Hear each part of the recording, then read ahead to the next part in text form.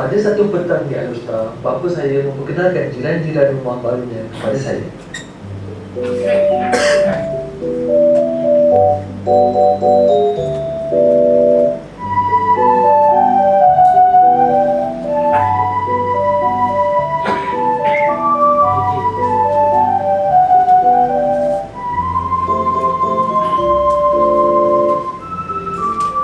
Itulah kali pertama saya dengar panggilan J. J bukan jutawan, bukan Jamal, bukan Miss J seorang watak YouTube. J ialah panggilan untuk janda. Tapi sebelum saya menceritakan perihal J, saya ingin bercerita sedikit tentang masa lampau saya. Mereka kata kita tidak akan merindui benda yang kita tak pernah ada. Tapi zaman kanak-kanak saya seronok, ceria dan penuh dengan kasih sayang. Saya masih boleh ingat perasaan saya ketika membawa basikal ke rumah, ataupun apabila saya pulang ke rumah dari kelas mengaji. Saya mempunyai tempat kepulangan yang menunggu saya sehingga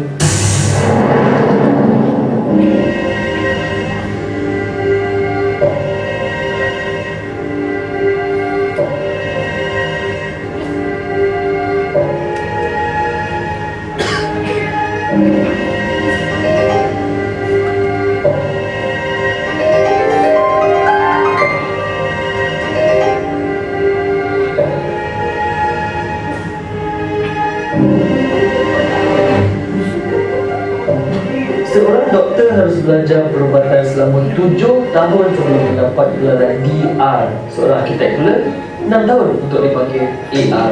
Tapi untuk mendapatkan J dalam skrip mata sahaja. Reason for divorce, saya rasa saya ambil masa 2 bulan untuk bercerai disebabkan to what extent saya tak kenal siapa diri saya lagi.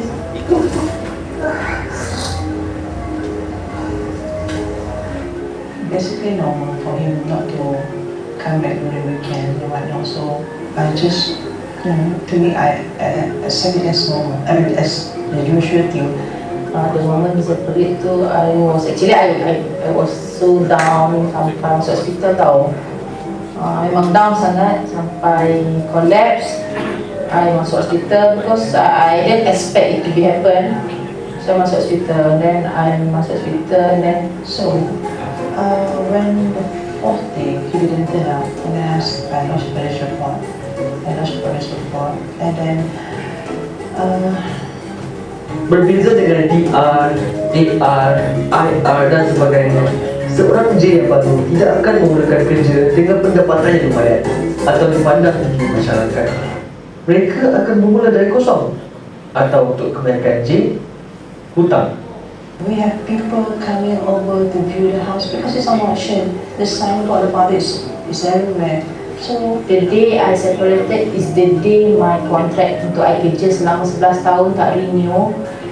Saya macam hidup dia kosong tau, macam tak ada makna sebab kita daripada hidup yang semuanya 100% bergantung pada suami.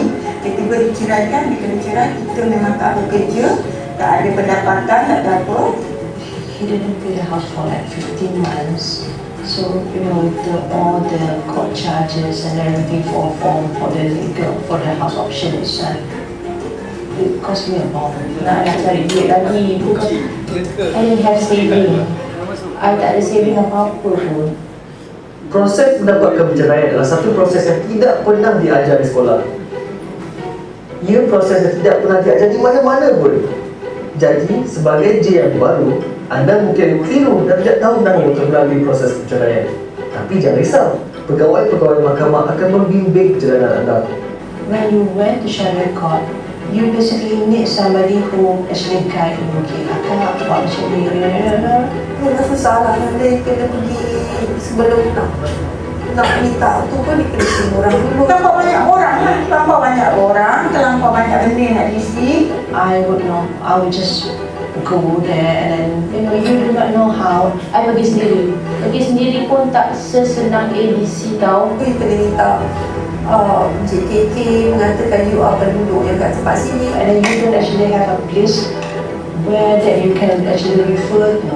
terlampau banyak benda yang nak dihadirkan dekat situ. Contoh macam kalau kita pergi bekas suami tak ada, cara tak boleh jalan kan, dia kena postpone. Hantar surat, CC dekat Mahkamah Syariah.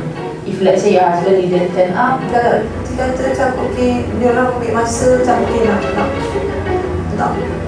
nak filekan dulu ke kan, pergi counselling ke, kalau counselling kalau dia tak datang it will drag on and on and on. so macam tu dah lewat dah.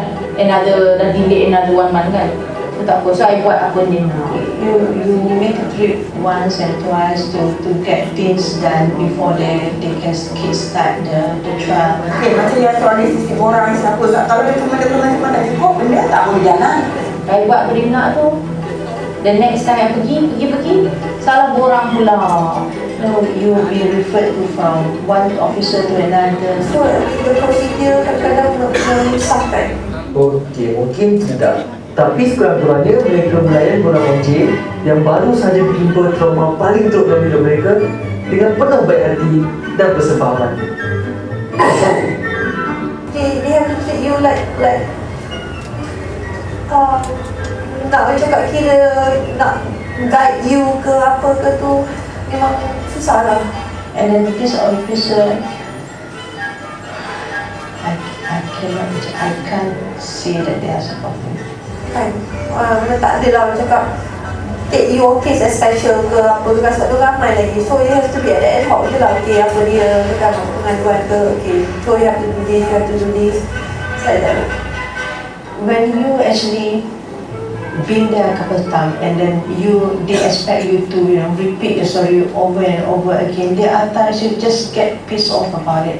There are certain things that they say, they remark and everything. It's like you do not know how to handle your marriage. You do not know how to take care of yourself and things like that.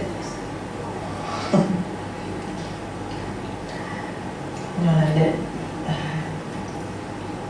something bad, I would say. Something like macam tak pandai jaga husband ke, benda macam tu. But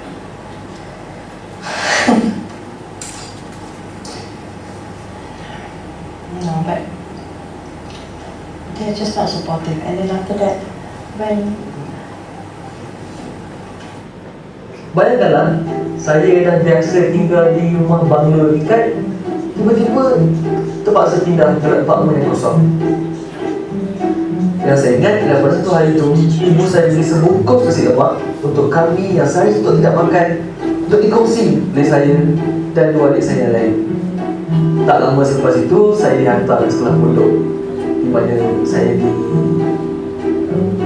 tapi itu cerita yang lain lah. Dia anak ni status dia tak tukar.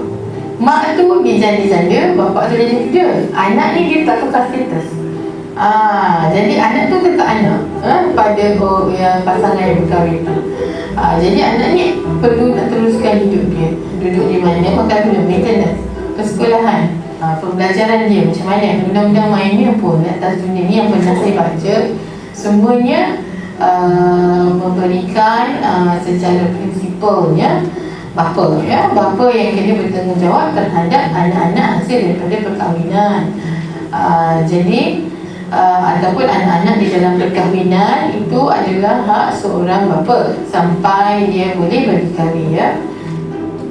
Anak-anak yang janda, seorang janda mempunyai hak yang memastikan mereka meneruskan kehidupan dengan normal. Tapi mengapakah kebanyakan hak mereka tidak ditepati? Di manakah dia? start daripada hari raya last year sampai sekarang, there's no news about him. Duit pun dia tak bagi langsung. The last time I saw him was like 6 years ago. No news, nothing ever since that. Benda tu cuma atas kertas.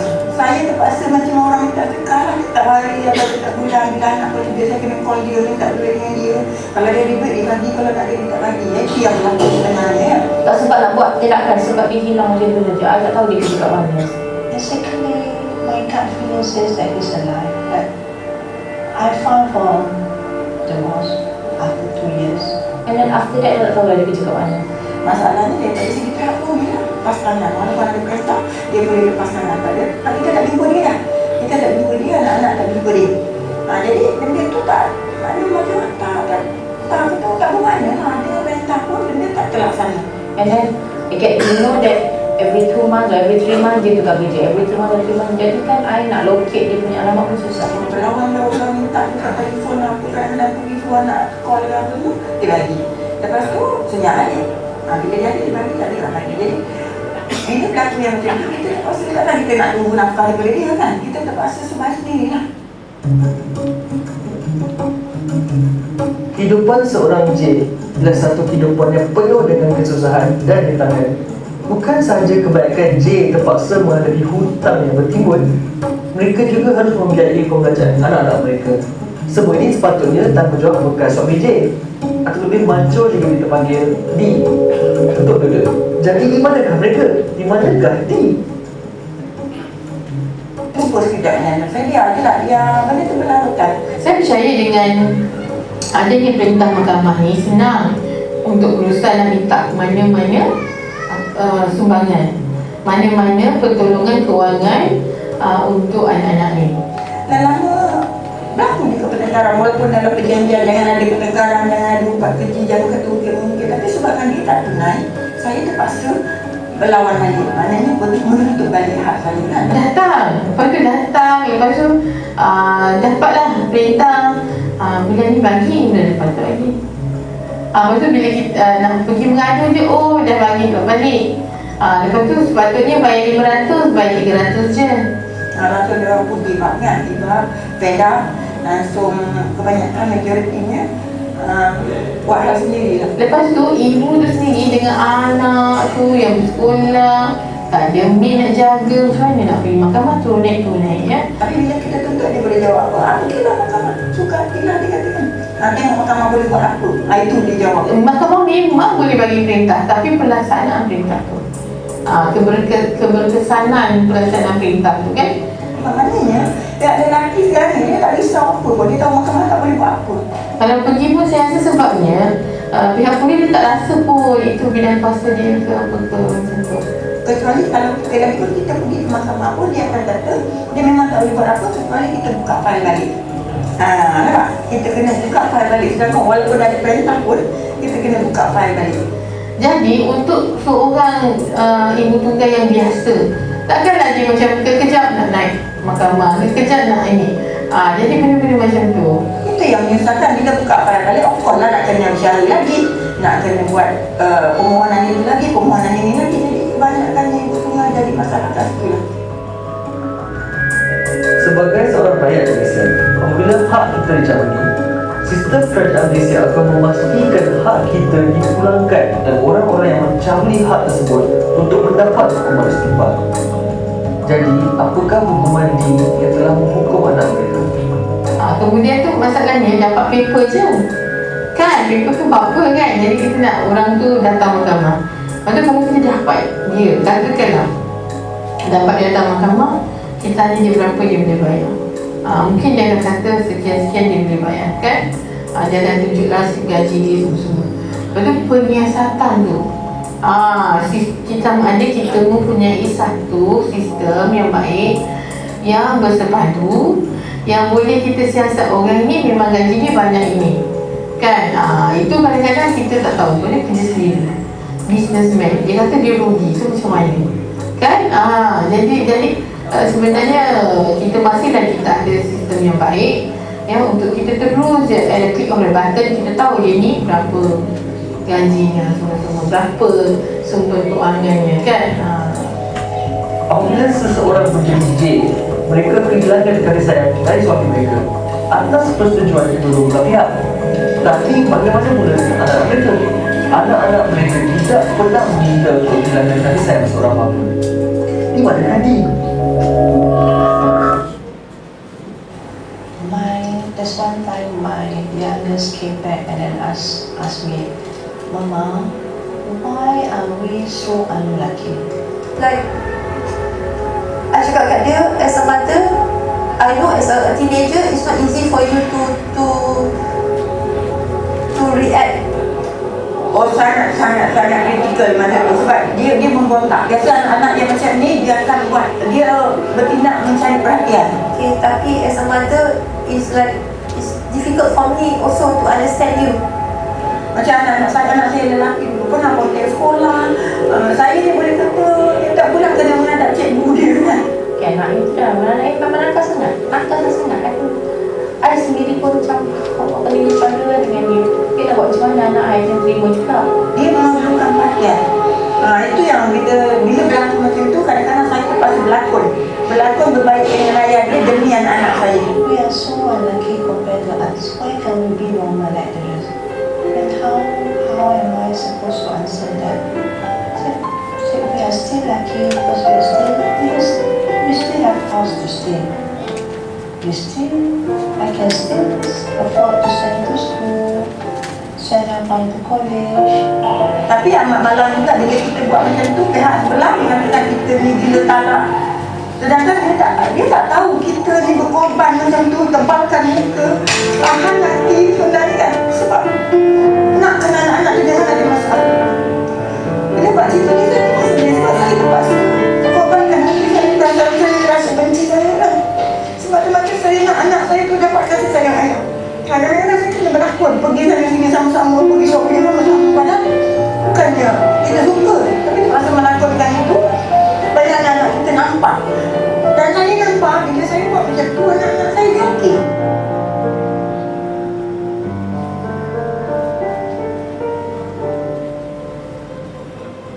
Di manakah Di?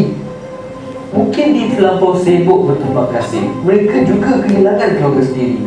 Bukankah itu akan membuatkan mereka menjalani kehidupan mereka dengan seram? Ini sajalah, seorang J dilihat dan dilayan seolah-olah mereka punca perceraian, mencari suami baru. Susah, menyusahkan, merampas suami orang lain. Dan seorang D pula mangsa perceraian, mencari isteri baru. Senang, menyenangkan, menjadikan impian seorang perempuan bujang menjadi kenyataan.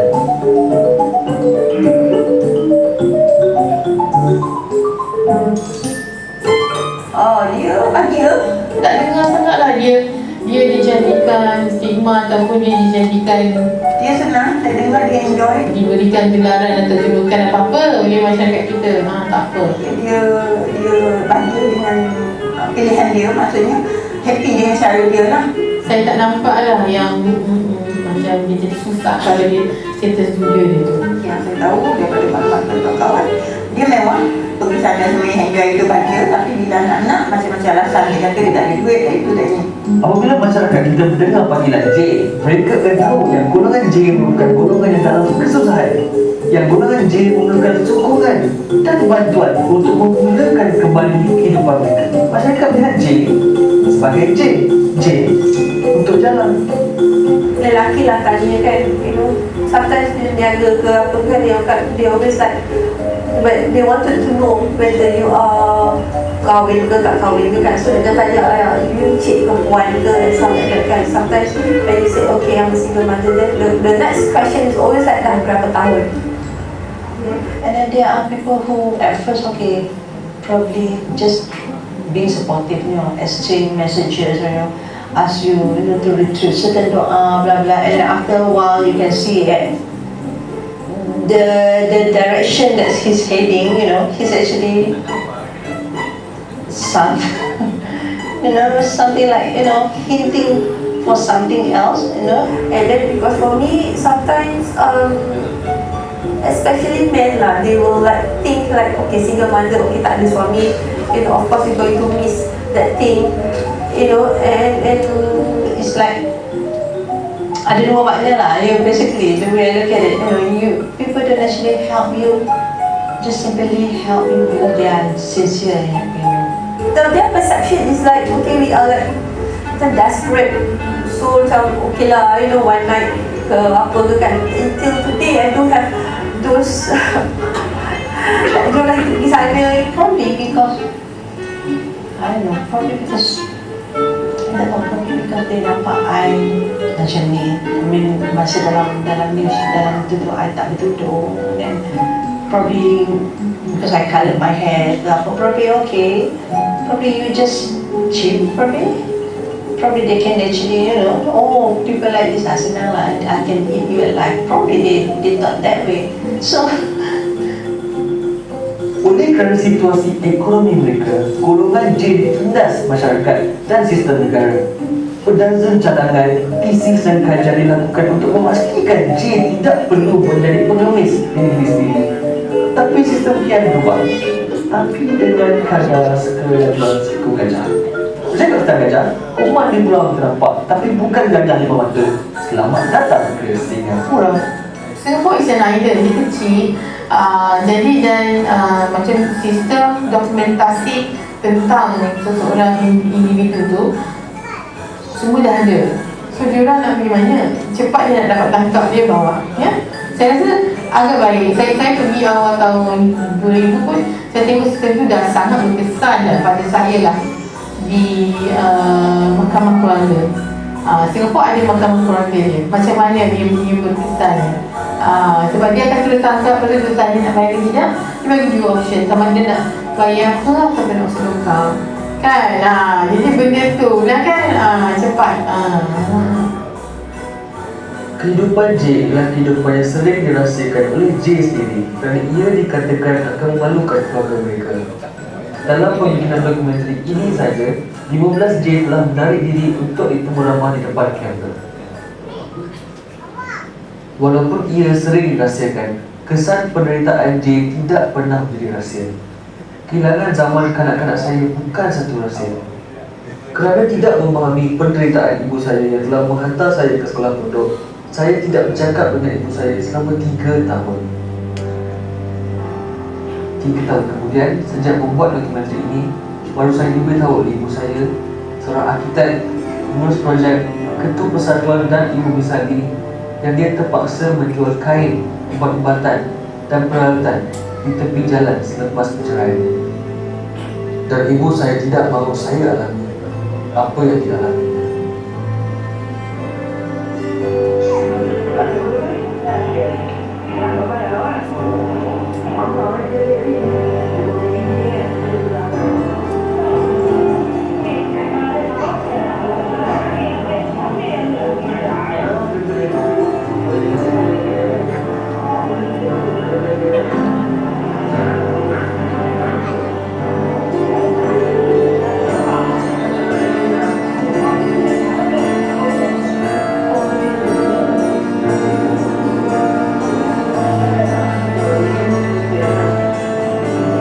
Pada satu malam di Kuala Lumpur, saya membawa ibu saya untuk menonton teater.